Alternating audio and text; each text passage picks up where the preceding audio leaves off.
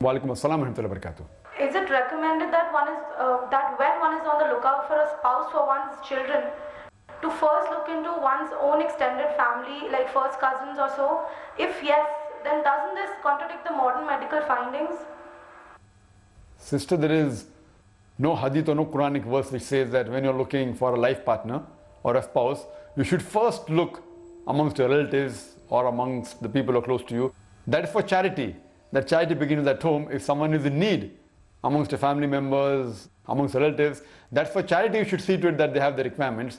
But as far as choosing a life partner is concerned, our beloved Prophet Muhammad said that you should look for 4 qualities which a normal human being looks for. It is virtue, beauty, wealth, and nobility, and the best among this is the virtue. So there's no hadith saying that first you should look amongst relatives, and it is not even mustahab or encouraged that you should marry among the relatives, but Islam does give the option that you can marry among the relatives.